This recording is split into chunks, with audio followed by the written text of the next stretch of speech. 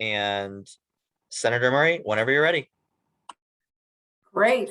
Well, good morning, everyone. I am so glad to be here today with leaders from our veteran communities across Western Washington to talk about why the Build Back Better budget that we are working on in the Senate will really make a concrete, positive difference for millions of families in Washington state, especially our veterans who are feeling some of the toughest challenges that all of our families are facing, like housing, like getting a good paying job, or childcare, more acutely because of the sacrifices they made to serve our country.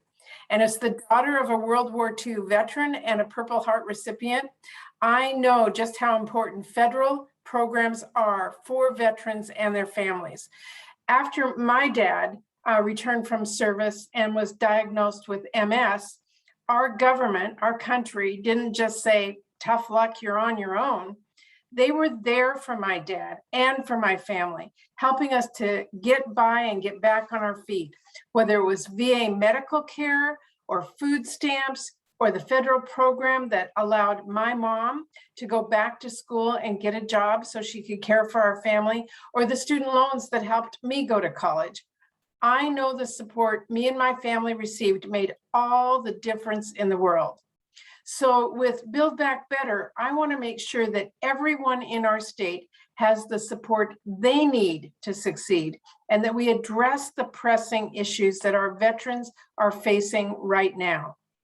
And I know one of the biggest issues many of our veterans have been dealing with is housing insecurity. And the pandemic has only made that worse.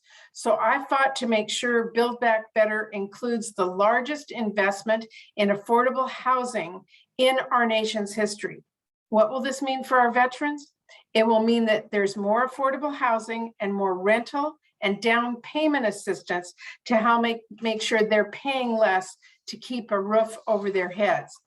And equity is a key piece of this by investing in community-led projects in historically under-resourced neighborhoods and allowing the VA to offer more services and supportive housing to veterans that are facing homelessness. Another thing I hear about all the time from veterans is about the difficulty of finding and keeping a job when they return home from service. Build Back Better will take steps to help them there too. It will help to build our workforce training programs and career and technical education, make higher education more affordable, and make sure we have the quality educators needed to get people the skills that they are looking for. And we know how much tougher figuring out childcare can be for military spouses whose partners are away on duty. Build Back Better is focused on making sure that parents have access to quality, affordable childcare and free pre-K. That this is a major provision of the bill that I wrote to make sure we finally fix childcare in this country, so that after veterans or their spouses get that skills training and get that good paying job, they can keep it without having to quit because they couldn't find a childcare provider with open slots. In addition to childcare, Build Back Better will also make our home and community-based care work for older Americans and Americans with disabilities.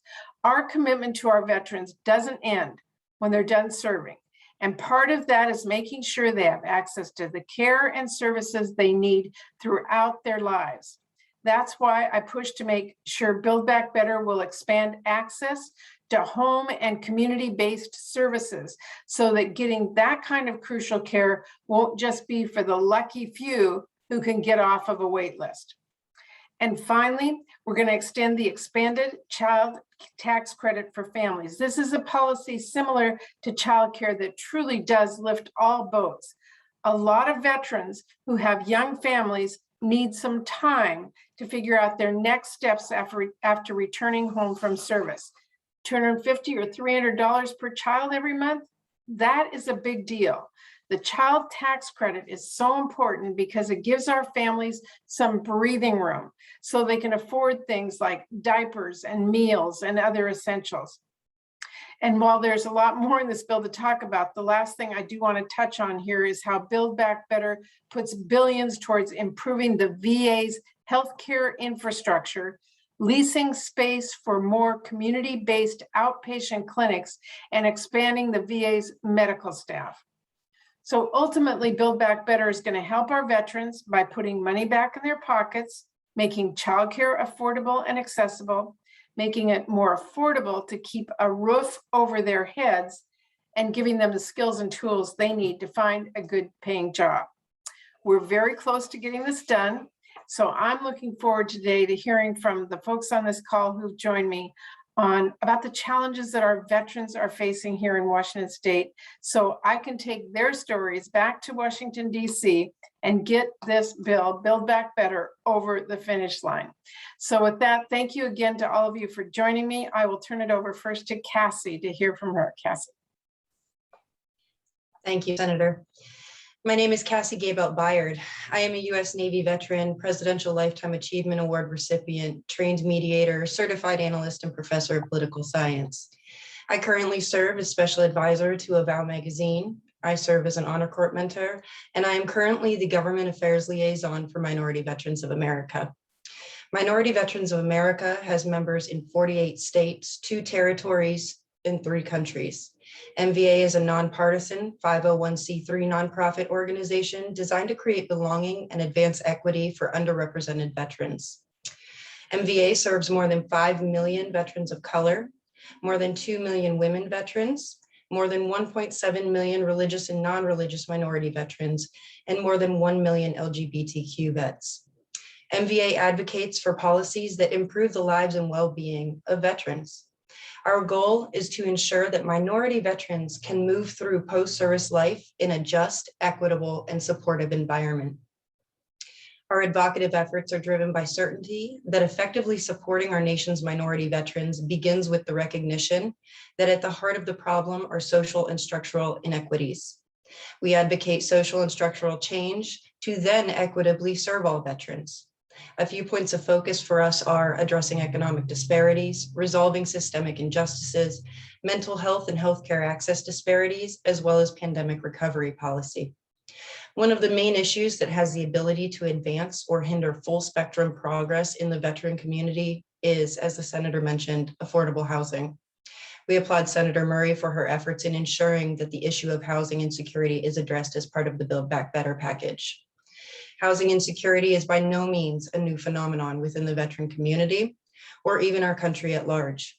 While more than 4,520 pieces of legislation have been introduced since the 1970s to address this issue, less than 10% were actually signed into law. Still, millions of people annually experience short or long-term episodes of homelessness or housing insecurity. While veterans experience homelessness at a higher rate than their non-veteran counterparts, the state of insecurity is exacerbated in individuals with lower socioeconomic statuses that occur disproportionately among minority communities. A common misconception is that all veterans have comprehensive access to all VA programs. This is not true. There are many veterans out there who are ineligible for some, many, or even all VA programs, which lends itself to another major issue in the veteran, general financial stability. Prior to the coronavirus pandemic, over half of veterans who were not gainfully employed were more likely to classify their home life as struggling.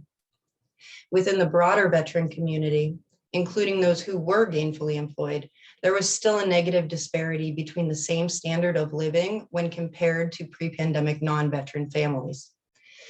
Workforce training programs, career and tech education, more affordable higher education, expanded child tax credit, expanded VA services and outpatient clinics, and especially the child care provisions are the things that together will improve the quality of veterans' lives holistically. Through our work, we have found that where a system is designed to serve the most marginalized, it will innately serve those that experience more privilege. And that is what the policies set forth in Build Back Better begin to do. Thank you. I'm now going to turn the mic over to Will, if you would go ahead and share your remarks. SeeQuilLouw. Sigurab Hananax, Wilduayu, Kanhara Tegu, Gilan Diwat Natalu, Tintianu, Burian Diwatku. Good morning, everyone, and honored women. My name is Will Booth. I am the co-founder and executive director of SeeQuilLouw.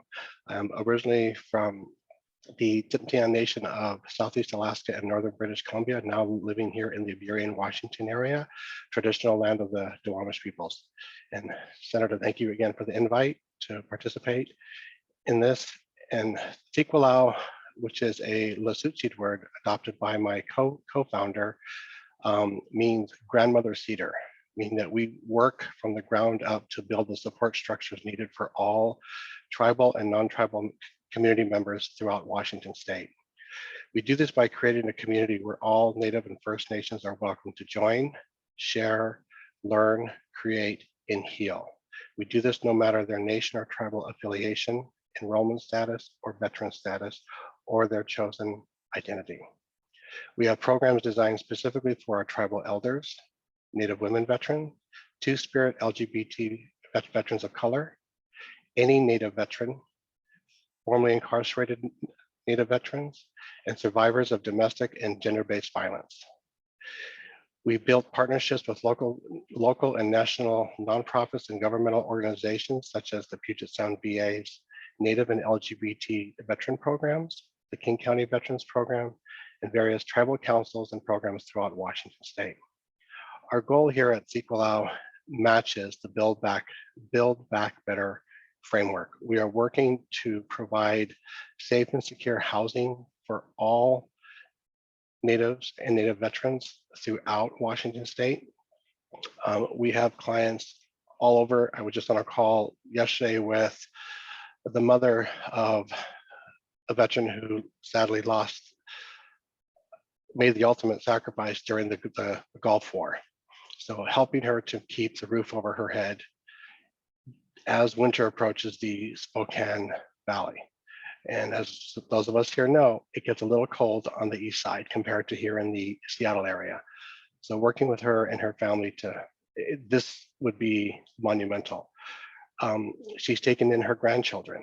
So finding adequate childcare is just one of the thousands that we work with on a day-to-day basis.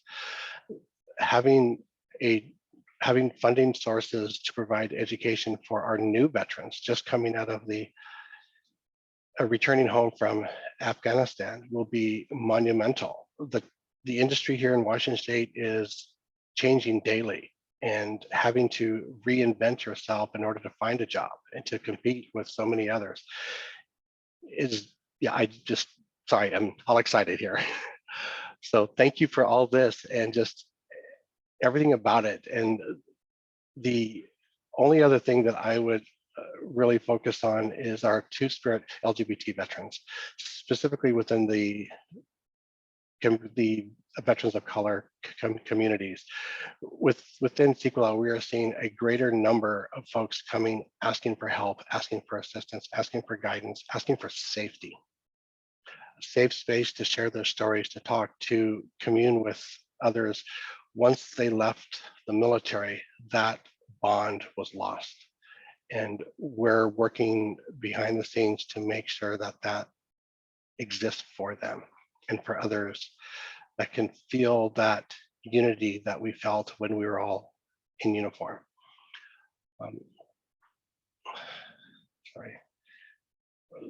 One other comment is that under healthcare, I know that's not kind of a clear within the bill, but we're seeing a greater need specifically around mental health, PTSD, sexual violence, assault, survivorship, and it crosses all gender boundaries. More emphasis, we have more people coming forward in greater numbers than we've seen in many, many years. It's having the support structure there for people to be able to share their story, share their truth, to seek the help and support that they need to get to that next level. And partnering with the Puget Sound VA's mental health and LGBT clinic has been monumental in this work. King County is has joined in that battle as well to provide those services.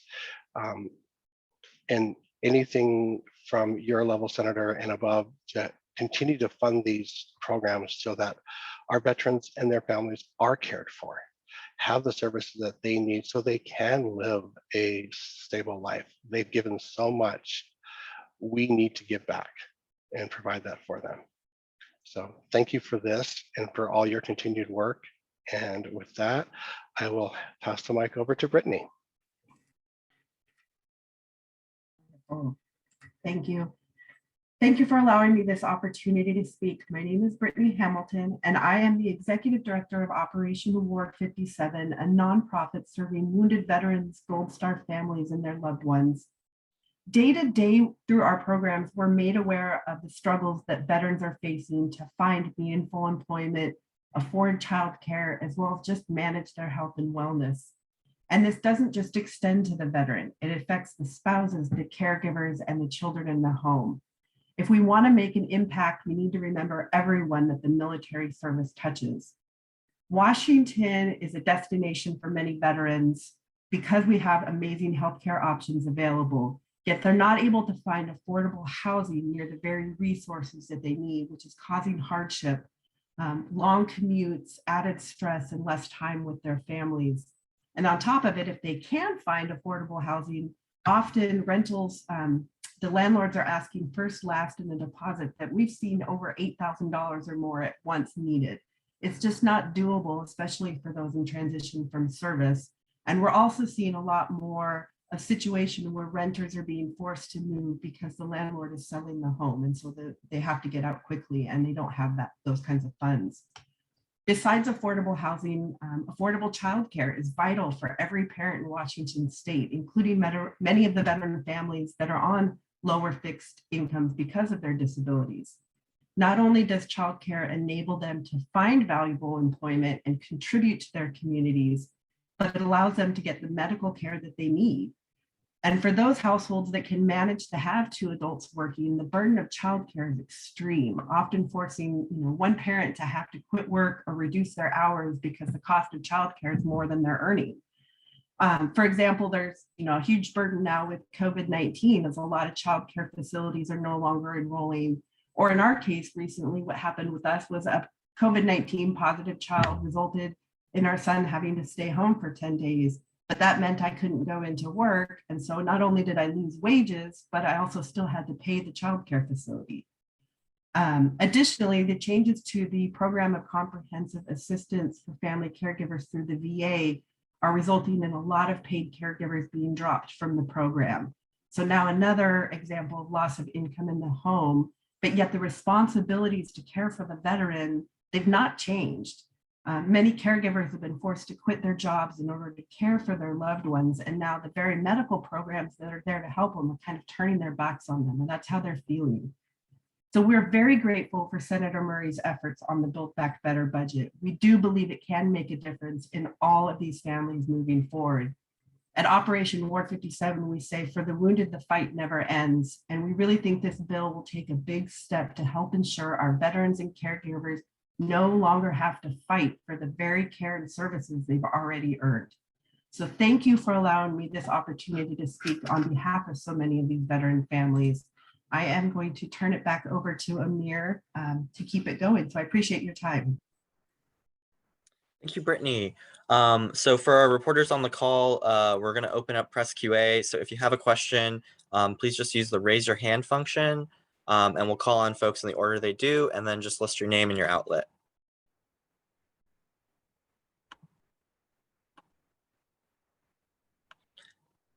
And seeing no raised hands, if there are any questions, I would just go ahead and unmute to ask a question.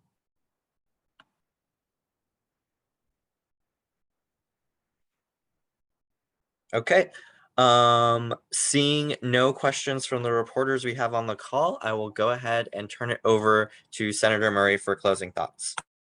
Well, let me just say this, as we approach Veterans Day tomorrow and remember those who have served us, I think it is important to remind all of us that we can't just say thank you for your service. We have to honor the commitments that this country made to make sure that we are there for them when they come home.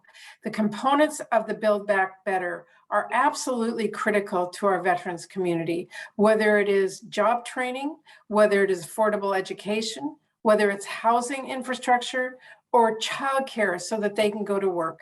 These are part of the commitment that we made, and I am going to go back and fight with everything I can to get this across the finish line.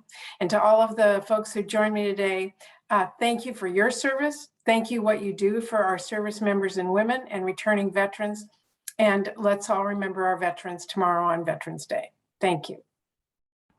All right, that concludes today's press call. This meeting was recorded and will be distributed widely. If you have any questions that you didn't get to ask, you know where to find us. Thanks, folks.